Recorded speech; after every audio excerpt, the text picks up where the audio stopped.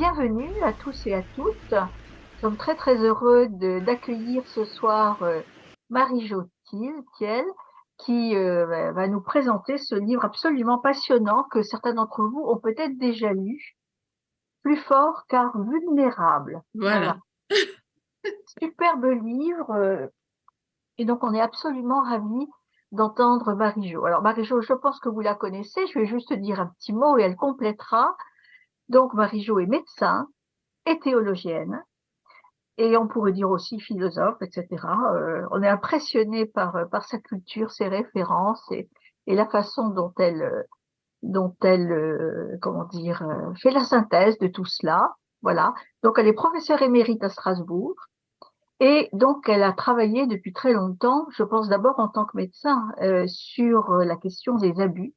Et ça fait plus de 25 ans qu'elle avait alerté les évêques sur ce problème et qui malheureusement, voilà, elle a mis du temps à être entendue. Mais je pense que maintenant c'est fait et que tout le monde connaît Marie-Jo, ses travaux, ses interventions. Donc merci encore d'avoir accepté de nous présenter votre livre. Donc on fait comme d'habitude, c'est-à-dire que Marie-Jo va présenter le livre et ensuite donc nous aurons un temps de questions. Voilà. Marie-Jo, à vous si vous voulez bien. Merci beaucoup. Alors, merci d'abord à vous tous qui êtes connectés de près ou de loin. Vous avez contribué vous aussi, hein, les baptisés du Grand Paris et un certain nombre d'associations à la reconnaissance de ce fléau des abus de toutes sortes. Et on n'est pas tout à fait encore au bout. On dépiste mieux les abus sexuels aujourd'hui, du moins quand il s'agit d'enfants, mais peut-être pas encore complètement quand il s'agit des adultes. Alors, mon ouvrage, le titre peut vous surprendre, Plus fort car vulnérable. Alors, rassurez-vous, je ne suis absolument pas dans le dolorisme, si c'est la question que vous vous posez. Comme médecin, c'est impensable d'être dans le dolorisme. Mais c'est justement parce que je n'y suis pas que je rentre avec d'autant plus de facilité dans la question de la vulnérabilité parce que les vulnérabilités sont omniprésentes. Elles sont pour moi ontologiques, existentielles, et puis elles font partie de l'être humain, et en même temps, elles sont aussi parfois surajoutées. Quand j'ai rien à manger, quand je suis dans un pays où on ne s'occupe pas de ma santé, etc. Il faut dire que l'étymologie nous offre pas mal de ressources. Vulnus, ça veut dire blessé, blessable, blessure. Donc, on ne peut pas les traiter comme une anomalie passagère. Et je dirais, c'est pas un bug informatique. La baguette magique, ça n'existe pas. Et puis, il faut dire aussi que selon les cultures, eh bien, la vulnérabilité est approchée de façon très, très diverse. Mais la vulnérabilité, c'est pas simplement la possibilité d'être abusé, maltraité, violé. Elle peut être définie comme une porosité, donc poreux, une perméabilité, comme ouverture au monde, une perception de la société qui est en interaction, avec laquelle je suis en interaction entre le moi et l'extérieur à moi, qui me permet de construire mon identité et le monde que l'on habite. Voilà, je suis ouverte sur le monde à travers ma vulnérabilité, ma porosité, et cette vision du monde que j'ai, elle me construit, cette vision de l'autre, elle me construit et réciproquement. Donc, la vulnérabilité appartient à la condition humaine et au relationnel. On ne peut pas ne pas être vulnérable, quoi qu'en disent un certain nombre de gens. Mais on peut la dénier, j'ai envie de dire. Et dans la crise systémique des abus, eh ben, c'est quelque chose qui est facilement possible. Alors, si je me cantonne à l'Église, par exemple, l'auteur des abus, eh ben, il n'a pas toujours conscience d'être dans une situation d'immaturité narcissique, une vulnérabilité psychique, etc. Donc, à la vulnérabilité ontologique s'ajoutent des vulnérabilités psychiques, etc. Un clivage, par exemple, chez un sujet pervers, des antécédents d'abus. Et quand on est clair, c'est très difficile de prendre en compte cette vulnérabilité. Il y a très souvent un déni de la vulnérabilité personnelle et on se réfugie alors dans le cléricalisme, le patriarcalisme, le hiérarchalisme, etc. À côté de ça, il y a la vulnérabilité de l'Église institution. Elle tient de la vulnérabilité des clercs qui tiennent une place stratégique, mais aussi du verrou cléricaliste, le sexe, le genre, le pouvoir, qui maintient un système clair, laïque, dysfonctionnel, avec une hiérarchie entre les deux qui va susciter des résistances, un accroissement de la vulnérabilité globale. Et là encore, je dirais que les abus sont d'autant plus faciles qu'on est dans le déni de cette vulnérabilité de l'Église. Elle est certes sainte, mais elle est composée d'hommes pécheurs. Et on a gardé l'idéal d'une société parfaite, même si cette idée de société parfaite n'est plus dans le Concile Vatican II, ne l'a plus heureusement remis, c'était une perspective juridique, mais on garde cette idée et du coup, l'Église pense qu'elle est parfaite et qu'elle n'a pas à dévoiler, elle cache, elle, voilà, vous connaissez toutes ces choses-là. Puis il y a la vulnérabilité des victimes, évidemment la vulnérabilité du tout un chacun, mais aussi et surtout, quand on parle de victimes, celle du traumatisme euh, qui, euh, qui a pu susciter une mémoire traumatique et finalement un oubli de l'agression sexuelle, au moins pendant un certain temps, parce qu'il y a comme euh, un disjoncteur qui sort au niveau de la tête, c'est une image, mais pour se protéger et se mettre à distance de son agresseur. Ce qui fait que pendant parfois très longtemps, les victimes ne peuvent pas parler parce qu'elles sont comme dédoublées. C'est comme si une autre personne, et non pas elle, était victime d'abus. Et c'est très difficile. Et voilà, je crois qu'il faut bien comprendre cela parce qu'en même temps qu'il y a cette mémoire traumatique, le corps, lui, n'oublie pas. Hein, voilà. Euh, il y a une vulnérabilité démultipliée au moment du dévoilement parce qu'on a de nouveau tous ces flashbacks, enfin, il y a vraiment beaucoup, beaucoup de problèmes. Je n'ai pas le temps maintenant de rentrer sur toutes ces affaires. Ensuite, il y a les victimes collatérales qu'il faut jamais oublier, la famille, une paroisse, des amis, une communauté paroissiale, des associations. Et puis, il y a les sociétés modernes de l'enhancement, c'est-à-dire de l'augmentation, qui, elles, pensent qu'on peut complètement régler le problème de la vulnérabilité en pensant que l'homme est honteux de ne finalement être un homme vulnérable et fragile, alors qu'être une machine, ce serait tellement mieux. Mais en même temps, quand on est dans l'épreuve, à qui est-ce qu'on fait confiance? Ben, c'est bien à des personnes vulnérables, c'est les seuls qui sont finalement, qui en reconnaissant leur vulnérabilité, sont capables de reconnaître aussi celle de l'autre. Du point de vue théologique, je vais très vite pour qu'on ait un petit peu un débat après. Du point de vue théologique, je crois que tout discours, même théologique, est porté par des humains, ce qui le rend par définition vulnérable, positivement et négativement. Alors, positivement, parce que la vulnérabilité, je peux aussi justement m'en servir pour en faire un outil au service de l'autre. C'est parce que je suis vulnérable que je suis capable de compassion, de relation, de sympathie, etc., etc. Donc, la vulnérabilité, tout dépend de ce que l'on en fait. Au niveau théologique, positivement, je dirais que on peut s'enrichir, je développerai un tout petit peu tout à l'heure, de l'amour de Dieu, c'est-à-dire de cette situation où Dieu se fait proche de nous, se vide, se rend vulnérable pour que nous puissions entrer en lien avec nous. Jésus est le Verbe fait chair qui assume et déplace nos discours humains. Mais en même temps, négativement, tout discours peut être manipulé, instrumentalisé, défigurant le Dieu de la Bible, ce qui est un très, très gros problème. Une théologie, elle a souvent été faite aussi par des riches et des hommes. Euh, pardon de le dire un peu crûment, mais les femmes n'ont pas eu beaucoup de place. C'est une élite de sachants, de bien portants. Et donc, cette théologie-là a aussi construit toute une image d'un Dieu tout-puissant et qui a contribué à enfermer parfois la théologie dans une espèce de tour d'ivoire dogmatique. Je le dis un peu en reprenant, par exemple, Jean-Baptiste Metz.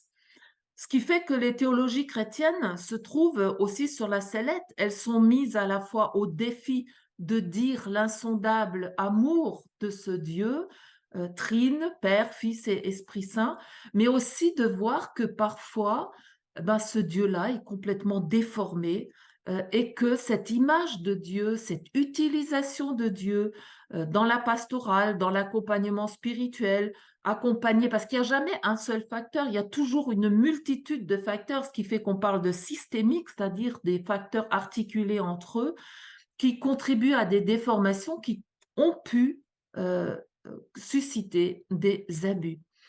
Alors, Maurice Belay, par exemple, est tout à fait intéressant de ce point de vue parce qu'il commence son ouvrage que vous connaissez sans doute, Le Dieu pervers, c'est la première phrase de son ouvrage, je vous la lis.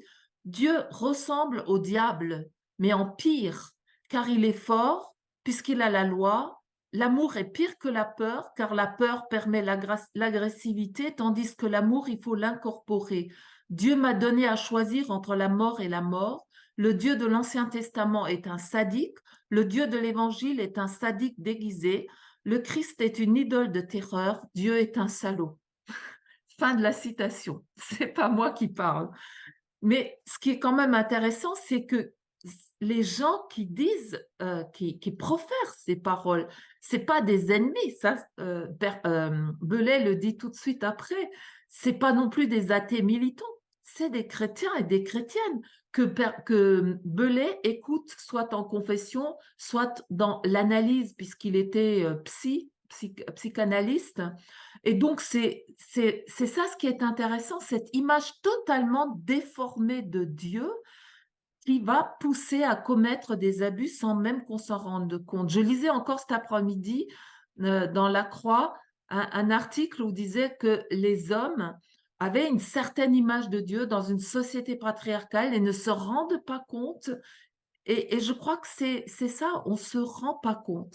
Un autre auteur, donc c'est Jean-Baptiste Metz, que j'aime bien parce que c'est quand même quelqu'un qui a connu la Seconde Guerre mondiale, et il nous montre que finalement l'Église a progressivement quitté le terrain de la souffrance liée aux situations existentielles de l'humain et de l'humanité pour se figer dans une espèce de dogmatisme où ce qui était vraiment important, c'était le péché. Le péché parce que du coup, les sacrements, le salut, vous voyez, tout ça, ça donne un certain pouvoir et on ne reconnaît pas la vulnérabilité, ni la souffrance, ni les victimes. Il n'y a pas de place. C'est assez tragique car la religion chrétienne est finalement celle qui voit dans la passion du Christ, la passion de Dieu, une compassion, une expression non sentimentale d'un amour qui s'enracine dans l'amour de Dieu et l'amour de l'homme. Auschwitz signale une horreur pour laquelle la théologie n'a trouvé aucun langage et qui fait éclater le discours théologique. Et je crois que ça, c'est quand même un point extrêmement important. Encore faut-il écouter les victimes. Et je dirais que Metz et la SIAZ, par exemple, ou encore tous les théologiens qui actuellement travaillent sur la pauvreté. On en a un certain nombre au niveau des différentes chaires Rodin qu'on a en France. On a une douzaine de chaires Rodin qui travaillent vraiment sur l'écoute des pauvres, pas simplement ce qu'on va leur dire, mais sur l'écoute des pauvres pour nous dire finalement en quoi ils croient, ce qu'ils ont à apporter à cette théologie. Voilà. Donc,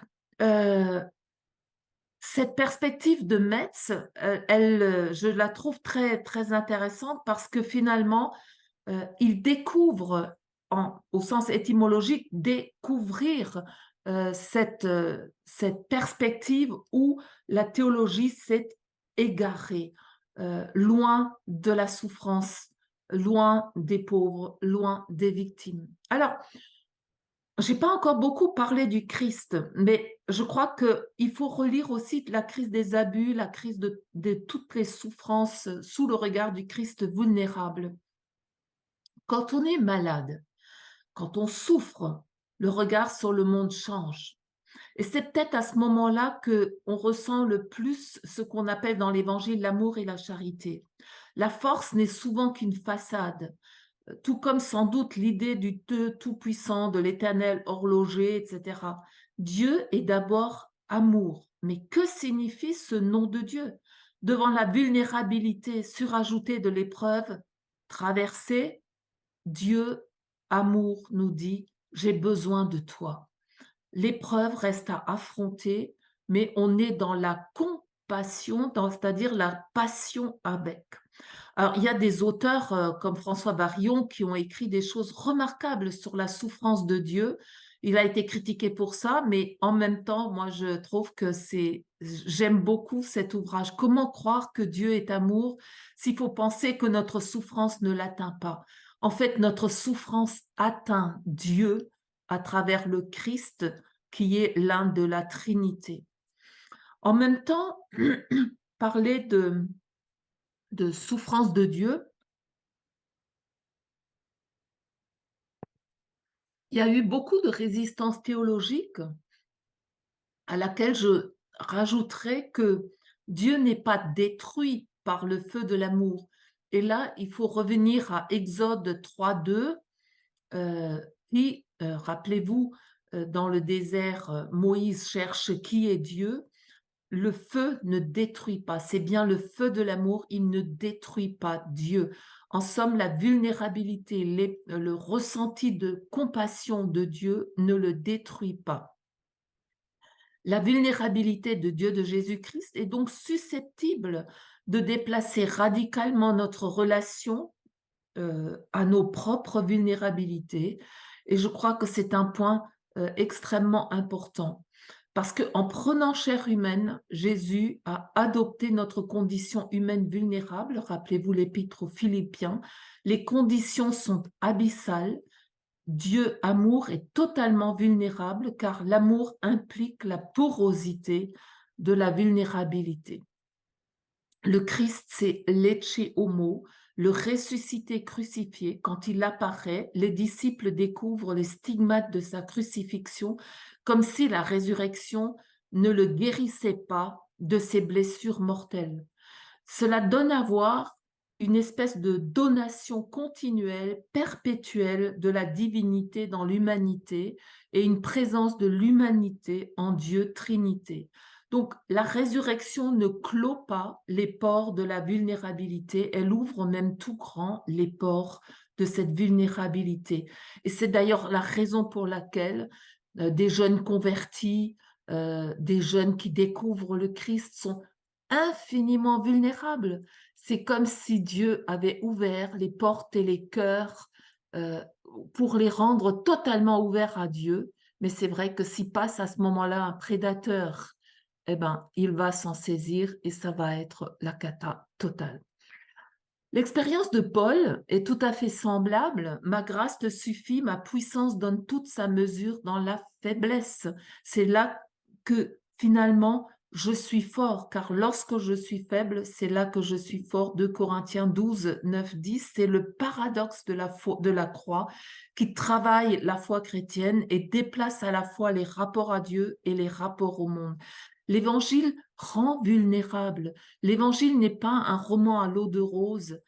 L'évangile vulnérabilise. Jésus appelle à des choix qui sont des choix radicaux. Je ne peux pas être juste là, les bras croisés, si je crois au Christ.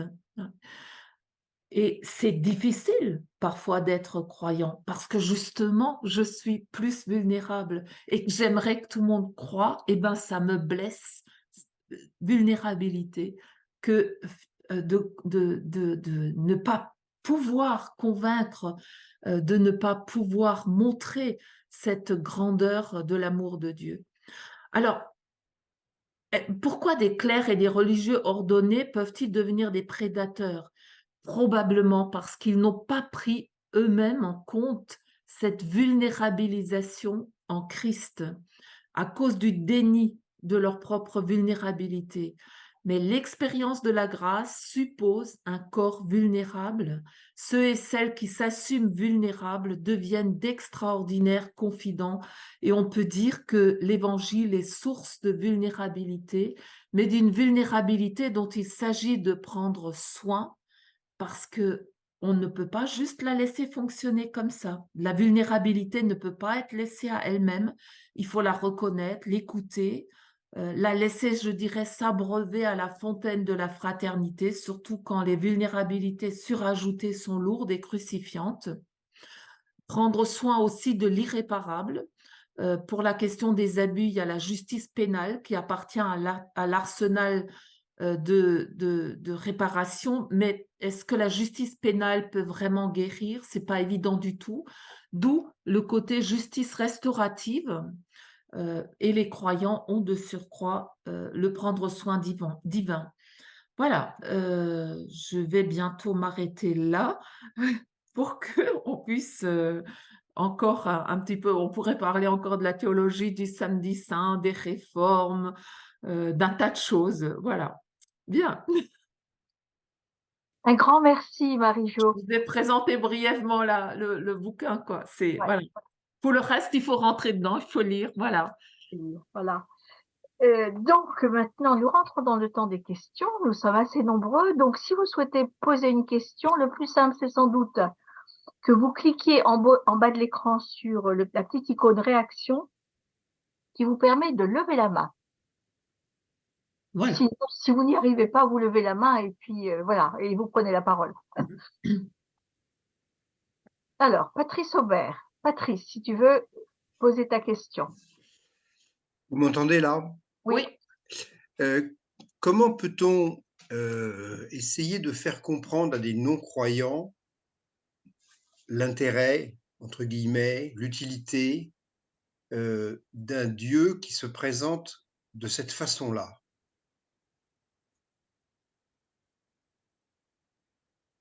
Voilà, enfin, c'est ma question. Eh ben, je suis persuadée qu'un non-croyant, ben, il peut recevoir un Dieu vulnérable. Ça va probablement déconstruire beaucoup de choses au niveau de des couches archaïques de sa psyché, parce que c'est pas spontanément de cette manière qu'on se représente Dieu, mais c'est de cette manière-là qu'on peut découvrir le Dieu de Jésus-Christ, qui est tout à fait différent des dieux de la toute-puissance, des dieux de la magie, des dieux, voilà.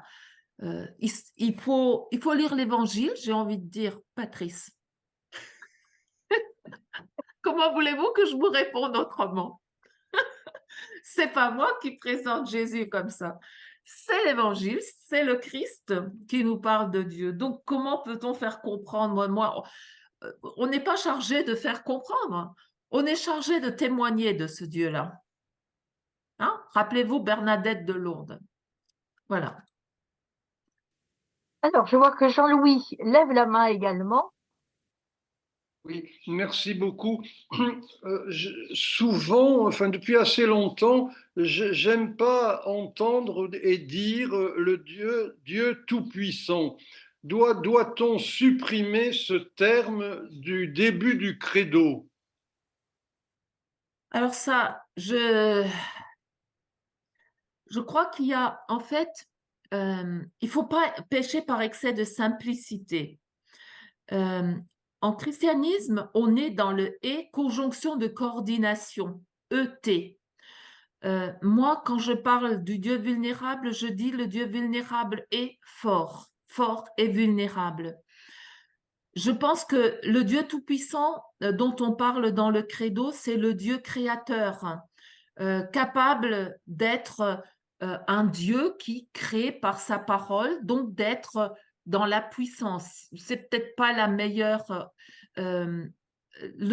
comment dire, en latin, on dit credo omnipotens, qui serait plutôt la possibilité de tout pouvoir, de pouvoir créer le monde, l'homme, tout, mais en même temps, on sait dans la théologie chrétienne que Dieu, en créant le monde, s'est retiré pour laisser les hommes à leur possibilité de créer à leur tour. Je dirais que ce qui est juste, c'est de dire que le Dieu Tout-Puissant est aussi, il y a bien un « et », le Dieu faible, vulnérable, parce qu'il choisit de l'être. Le Dieu qui se vide. Vous voyez, c'est au niveau de la Trinité, on dit le Dieu est, il y a de l'humain et du divin en Dieu. En l'être humain, en vous, en moi, il y a du divin, je suis à l'image de Dieu et je suis en même temps humain. Et je crois que ce qui est intéressant, c'est ce « et » conjonction de coordination.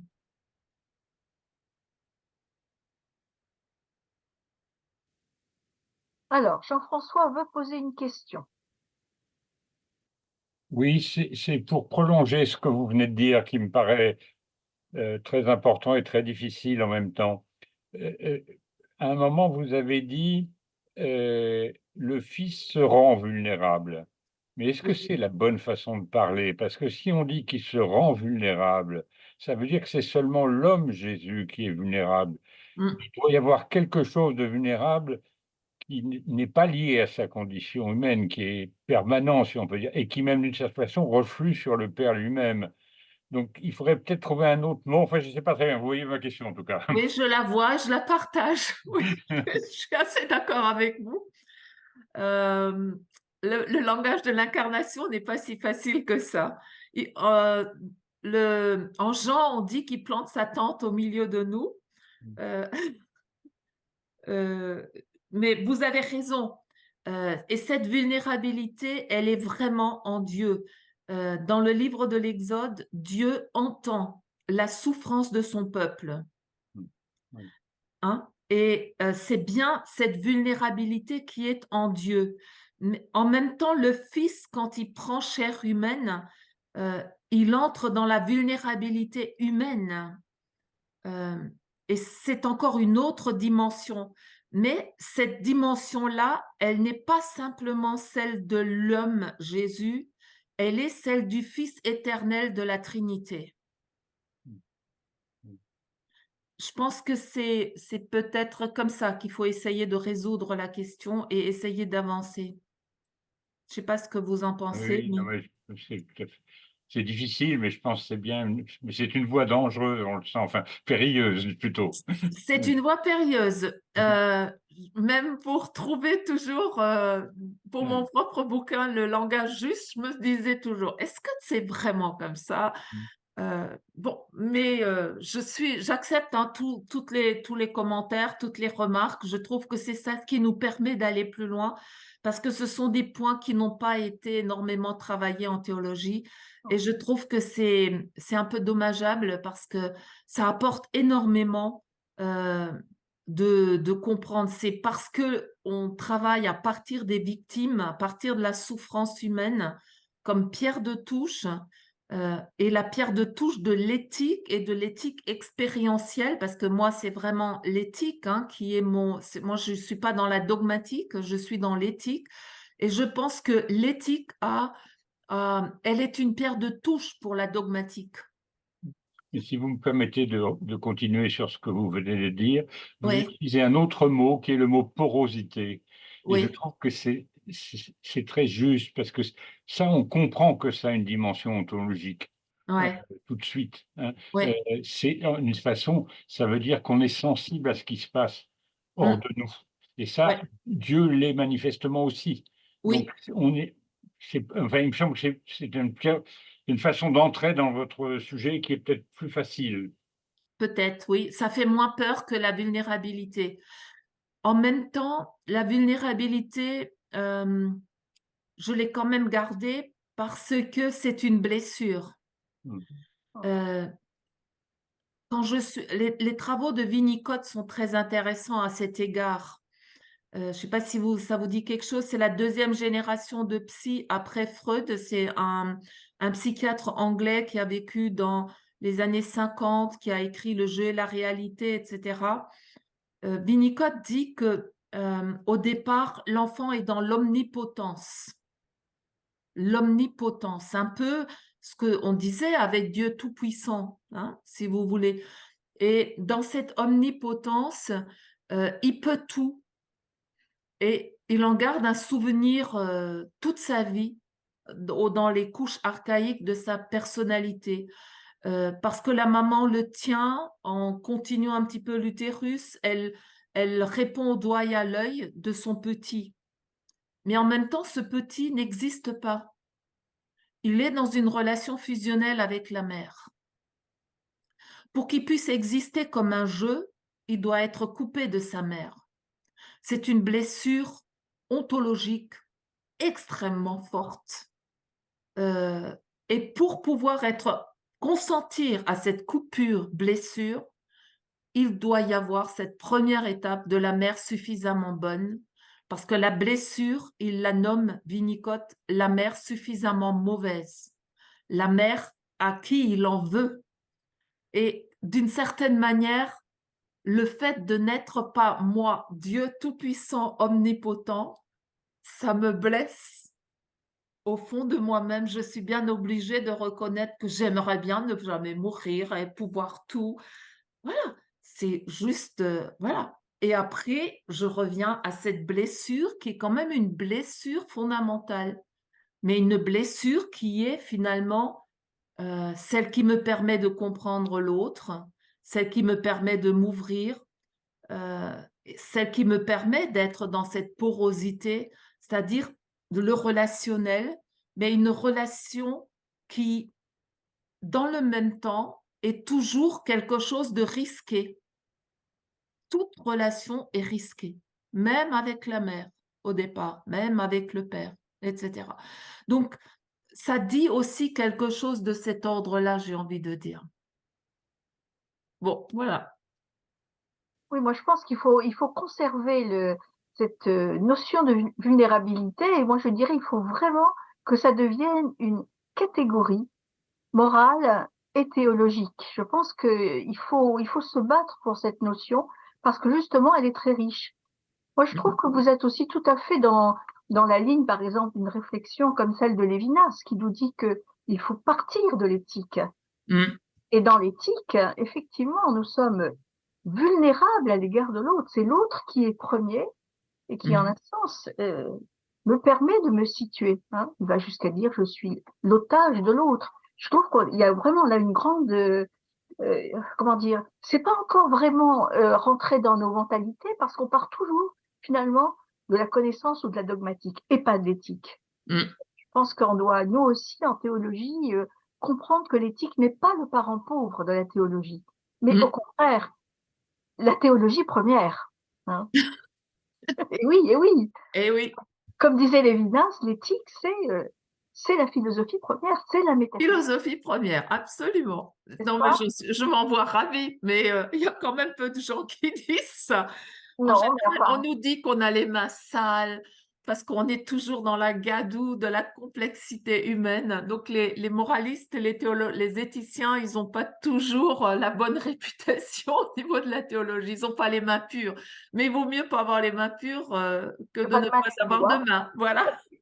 Vous connaissez bien la phrase. Voilà. Alors, c'est pas le marxisme, mais voilà. Lise-Marie a demandé la parole. Ah oui, je réalisais, c'est une idée qui m'est venue parce que quelque part dans votre livre, vous parlez de la circulation entre les trois personnalités de Dieu, Dieu le Père, le Fils, l'Esprit, et j'entends, enfin, je me trompe, je ne sais pas du tout, mais tout d'un coup j'ai réagi quand vous disiez que l'enfant fusionnel roi doit être séparé pour commencer à exister. Est-ce qu'on peut voir l'incarnation de Dieu comme une séparation de lui-même? Je ne sais pas comment exprimer ça parce que c'est tout à fait spontané et nouveau pour moi-même de penser ça. Ça fait pas vraiment partie des catégories trinitaires. Non. Mais le Fils, alors moi je ne suis pas dogmaticienne, mais c'est plutôt le Fils procède du Père et c'est l'Esprit qui fait la coupure. et qui fait en même temps le tiers relationnel qui maintient la séparation entre le Père et le Fils. C'est l'esprit du Père et du Fils qui maintient la coupure.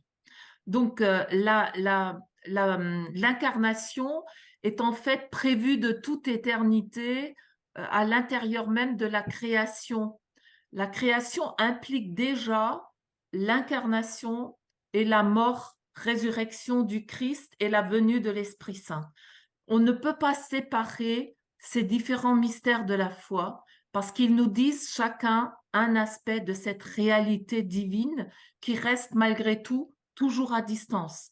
On est dans une certaine mêmeté. Il y a des choses dont on peut parler parce qu'on commence à les comprendre, mais quand même, Dieu reste Dieu. Il est en même temps où il se donne à comprendre aussi le tout autre. Voilà. Oui. On est dans et de nouveau, et le Oui. même et l'autre. Voilà. Et celui que je peux connaître un peu, et celui qui est totalement inconnaissable. Alors, Jean-François demande de nouveau la parole, mais il n'y a pas de Mais temps. c'était juste un instant pour Ah prolonger bon. sur la question qui vient d'être soulevée. Il me semble que on ne peut employer le mot séparation qu'en parlant de la relation de Dieu avec les créatures, parce que Dieu crée en séparant. Oui. Quand il s'agit d'engendrer le Fils, le mot séparation ne me paraît pas adéquat.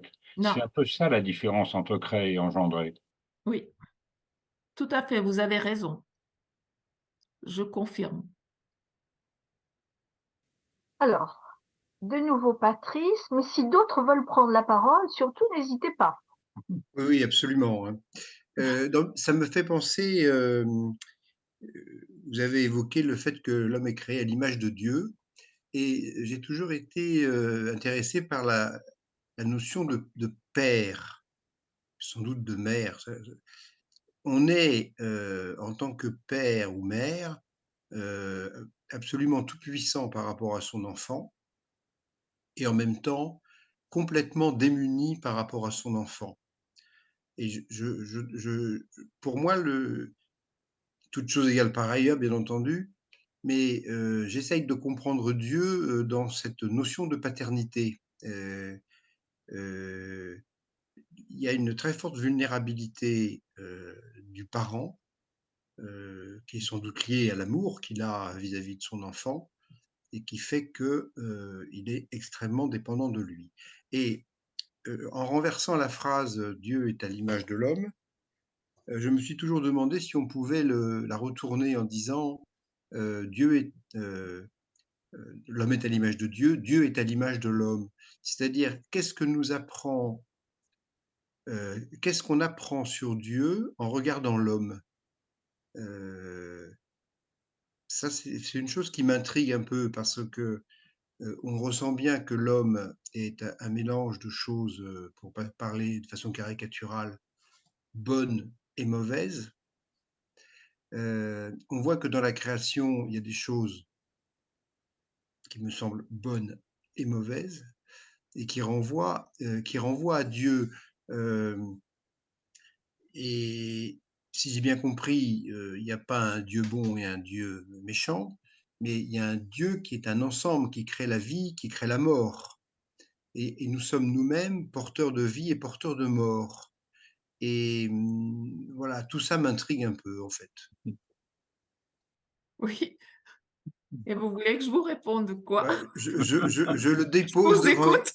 je le dépose devant votre sagesse. Oh mon Dieu. Oui, bah écoutez, merci, je l'entends. Voilà. Je ne sais pas trop quoi vous raconter sur cela. L'idée de Dieu Père et Mère, je crois que c'est une idée qui est en train d'être développée un petit peu en théologie et je crois qu'il y a des traits maternels effectivement de Dieu. Je crois que la question de l'image de Dieu, elle mérite, comment dire, non pas l'image de Dieu. Qui est Dieu? Qui est Dieu pour moi? Qui est Dieu?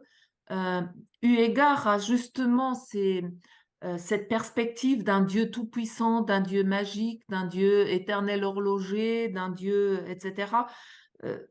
Parce qu'en fait, il y a effectivement un lien entre moi et Dieu, au sens où je vois certains aspects de Dieu et pas d'autres. Et j'ai besoin de l'autre, de vous, voilà, de mes frères et sœurs en humanité, pour approcher Dieu. Mais Dieu, je ne le possède jamais. Dieu est toujours à distance. Donc, ce Dieu-là, je n'y ai pas accès. J'ai accès à Dieu là où il me donne rendez-vous.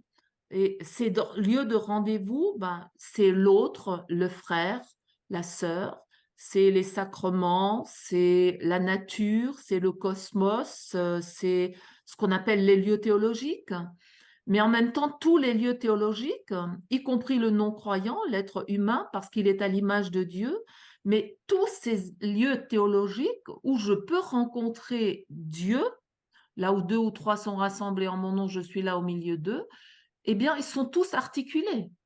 Je ne peux pas lire simplement la Bible si je n'ai pas le souci des pauvres, si je n'ai aucun souci de l'autre homme, etc. C'est une lecture tronquée de la Bible.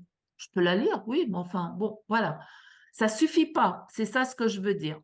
Il faut essayer d'articuler l'ensemble des lieux théologiques pour avoir une approche la plus juste et en sachant que si on nous fait circuler, parce qu'au fond, la vie de foi est un cheminement, une circulation entre les différentes fêtes de l'année liturgique, Noël, Pâques, la Trinité, etc., c'est aussi parce que chaque année, on apprend autre chose de ces grandes fêtes, parce qu'on les relie autrement, parce que soi-même, on a évolué et d'autres visages de Dieu se découvrent à moi de cette manière-là, d'autres visages de Dieu qui me permettent d'aller de l'avant.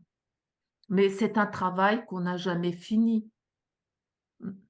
J'aime bien votre notion des rendez-vous avec Dieu. Je trouve que c'est assez, on peut le comprendre assez facilement et, et ça donne l'idée de, voilà, on a des rendez-vous avec Dieu, c'est pas mal. Oui, c'est vrai. Alors, Hélène, je crois, voudrait Oui. prendre la parole. Oui, oui, voilà. Tout ce que vous m'avez dit me fait penser à Abraham, hein.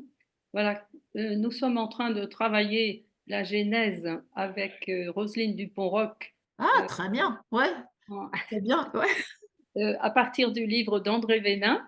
Voilà. Ah oui, Et- il est spécialiste, lui, hein. Il connaît bien la Genèse, les frangins, alors là, les fils de Joseph, bon, les frères, etc. Oui, il y a de quoi donc, faire. il y a constamment, voilà, on s'aperçoit que ce pauvre Abraham, il est vraiment très vulnérable, hein, il fait un tas de bêtises.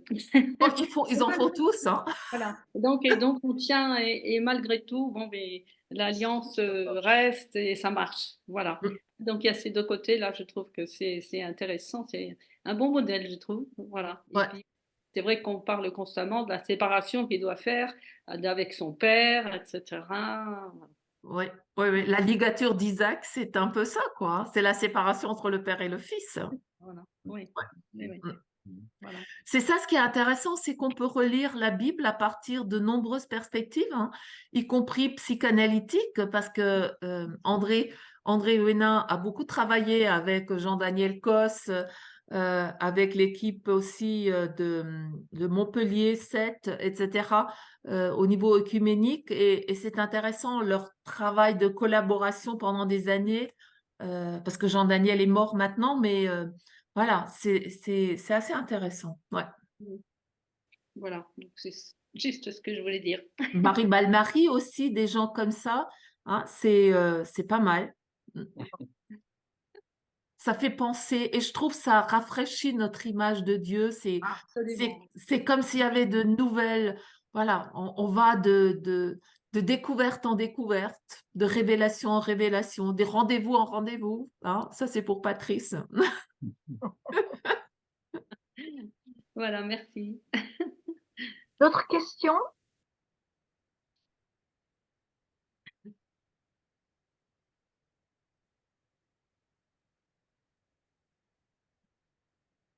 Peut-être que, oui, peut-être que vous pourriez revenir un petit peu sur ce par quoi vous avez commencé, c'est-à-dire le Dieu pervers.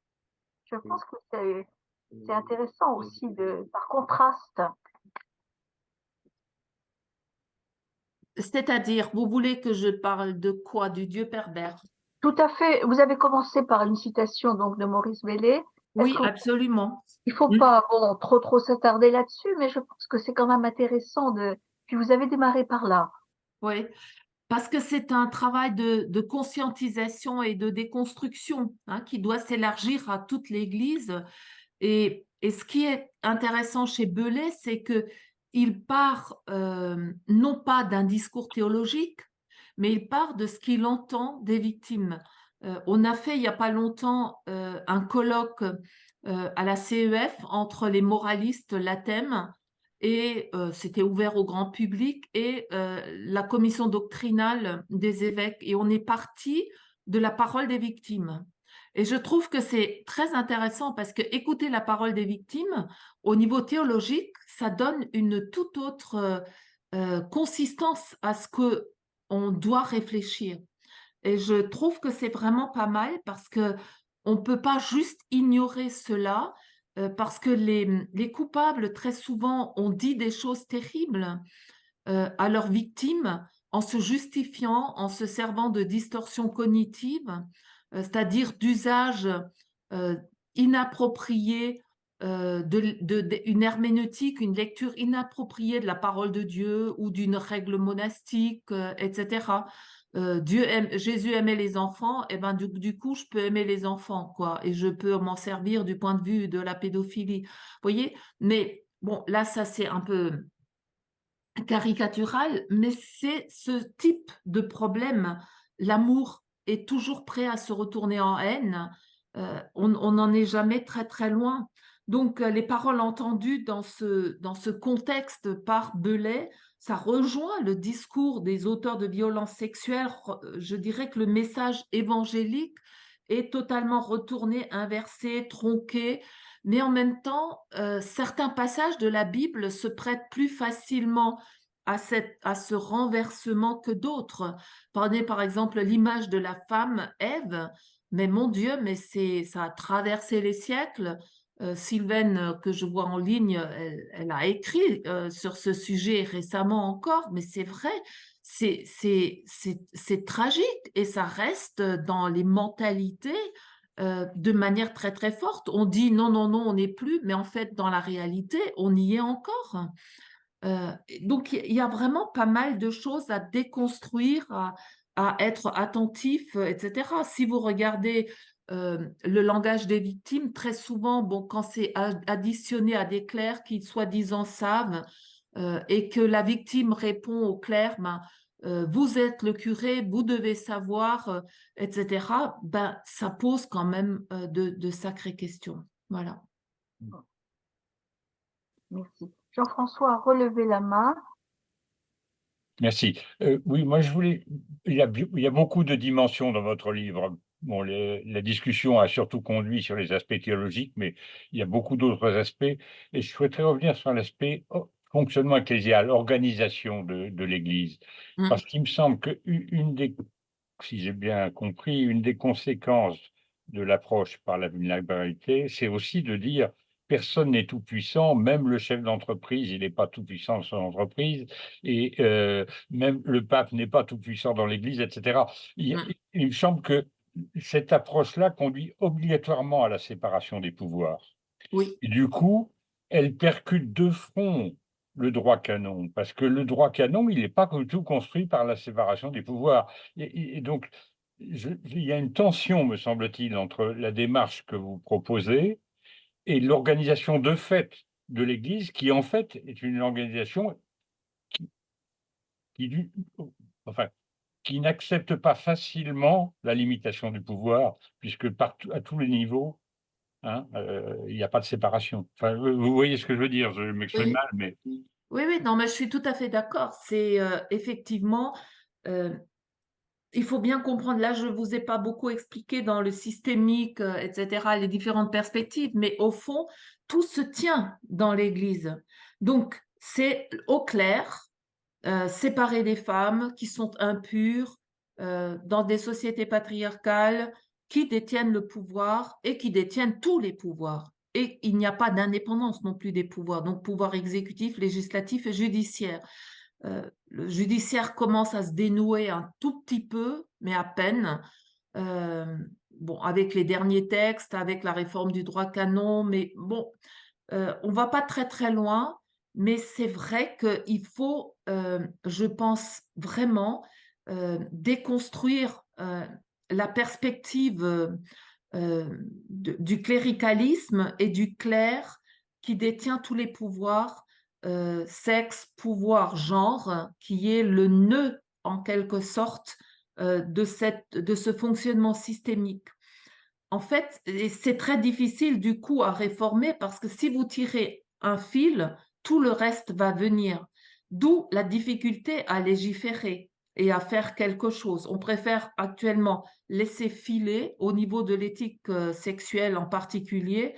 Le pape ne dit rien, on laisse filer. Bah, de toute façon, personne n'écoute, donc c'est vite joué. Non, non, mais c'est vrai.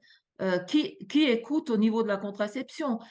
Qui peut mettre sur le même niveau, au 6e commandement, un harcèlement sexuel et un viol et puis de la masturbation? Enfin, c'est pas possible des choses de cet ordre-là. Donc ça a été dit, souligné. Je pense que ben, ils finiront bien par entendre.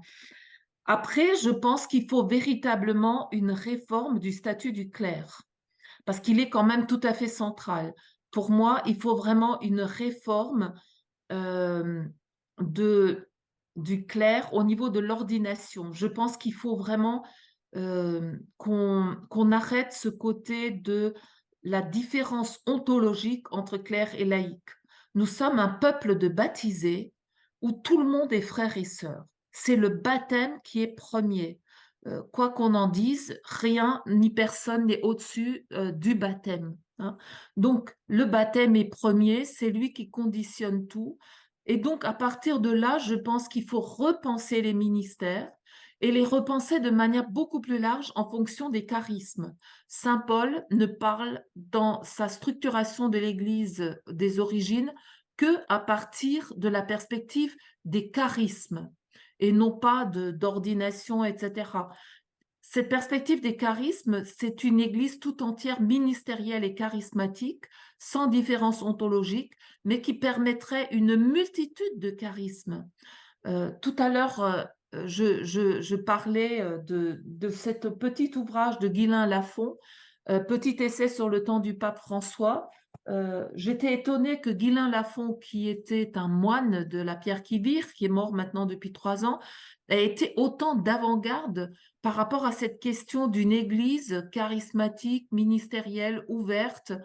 Bon, il n'est pas rentré dans la question de l'ordination presbytérale, mais c'est quand même une sacrée question, hein, qui est liée à celle-là.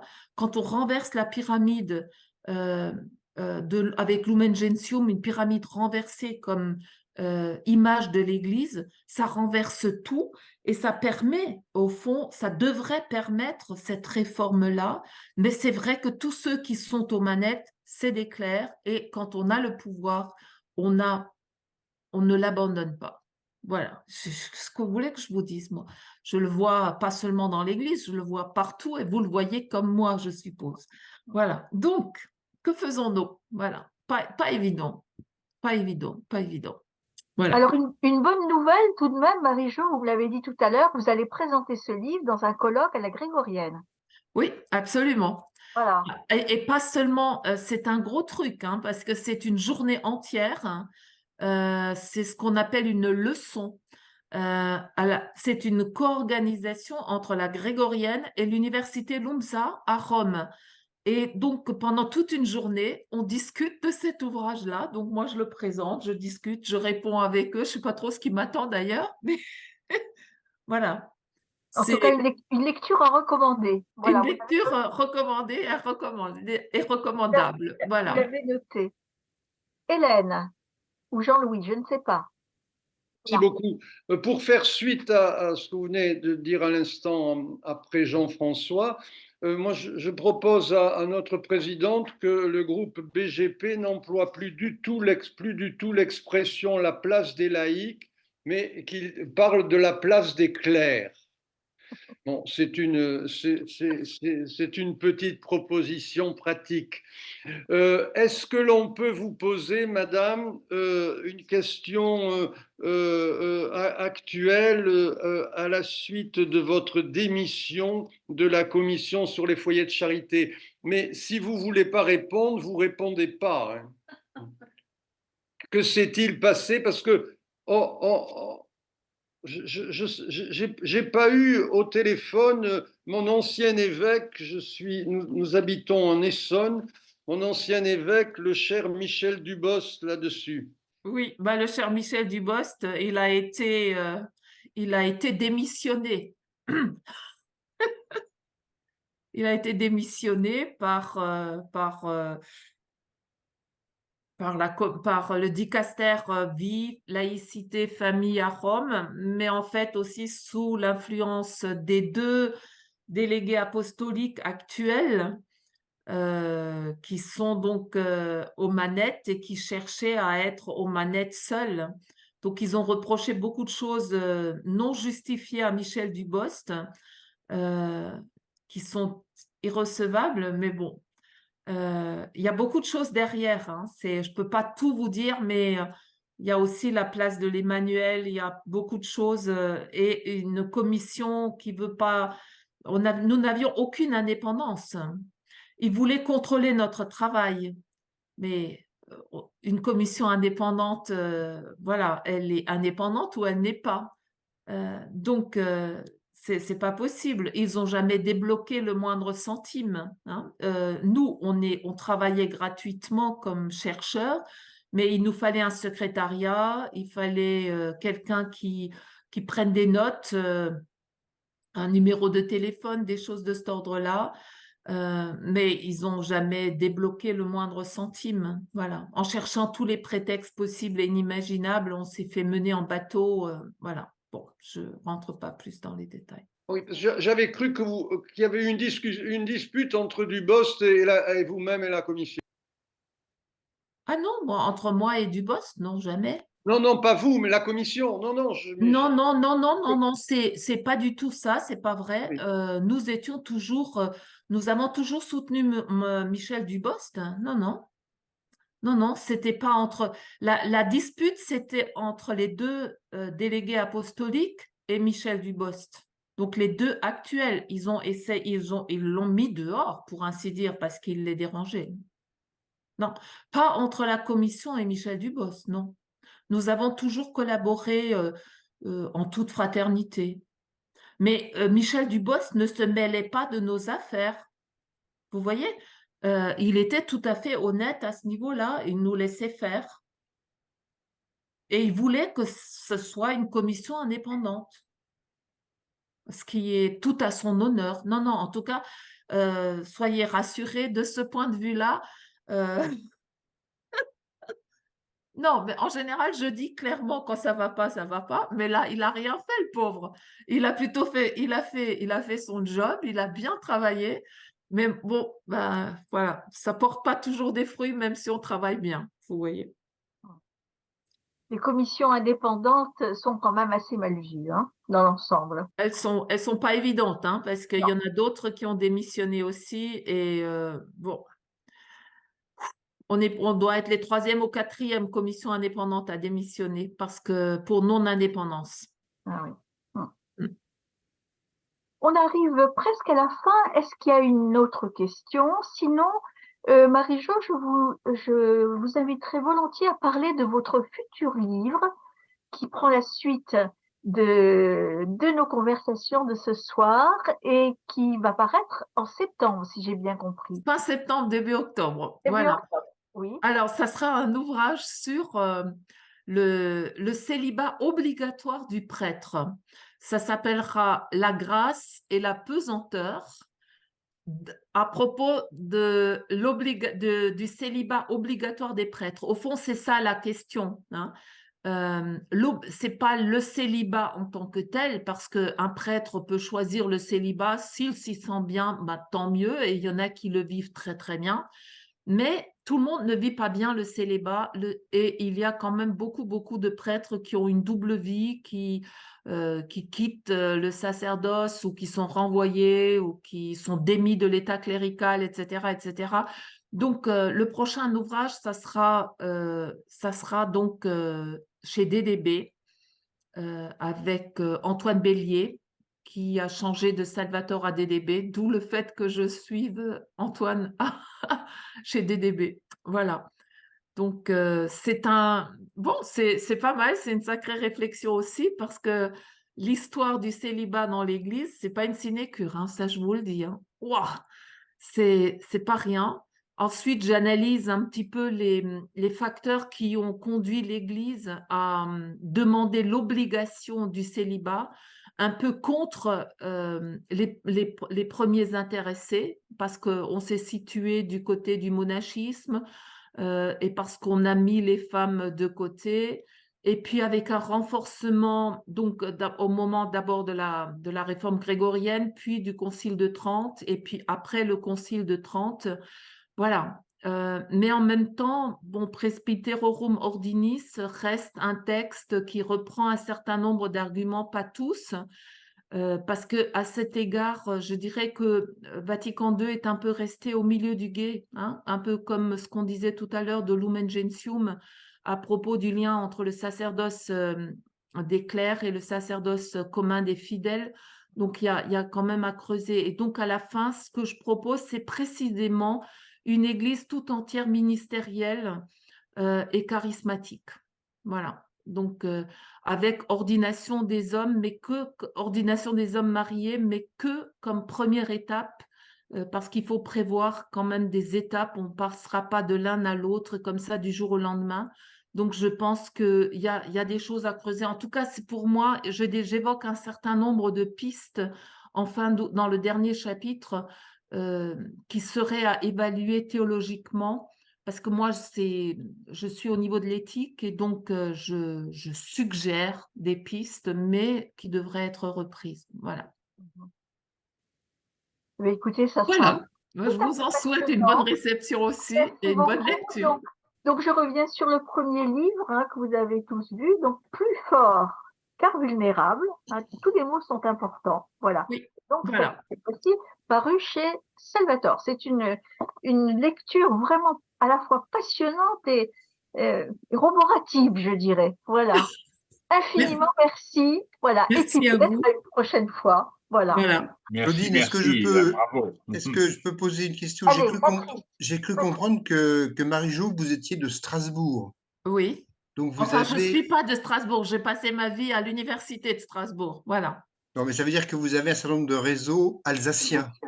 Oui, si on veut, oui. Donc je me permettrai de vous faire part d'une table ronde qu'on organise prochainement à Strasbourg.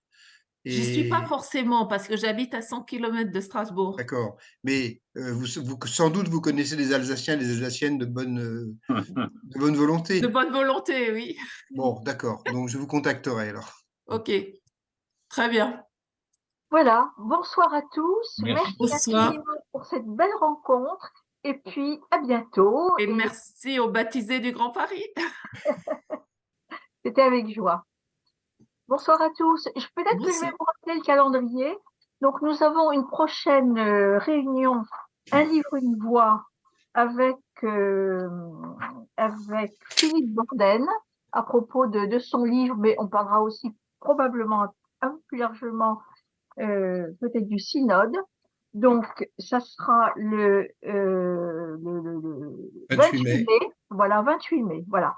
En attendant, nous aurons la dernière rencontre sur notre site sur la liberté par une table ronde œcuménique sur le thème Quelle liberté dans nos églises, où nous aurons Marie-Laure Durand qui vient de publier Visiter nos cachettes, qui est un joli livre, Brigitte Villanova, donc pour les orthodoxes, elle est vice-présidente de l'ACAT, et Marie-Pierre Cournot, qui est pasteur du temple Montparnasse-Plaisance. Voilà, donc je pense que ça sera tout à fait passionnant.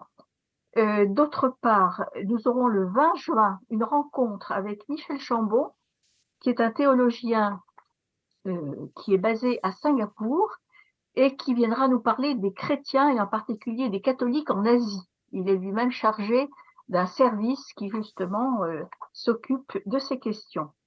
Et puis, pour les Parisiens de Paris et du Grand Paris, nous aurons donc 2 célébrations de la parole à Notre-Dame-des-Anges. Donc, quelle est l'adresse déjà? 104 rue de Vaugirard.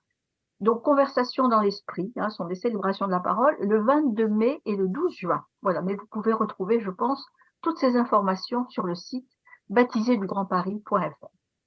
Voilà, merci à tous et à bientôt.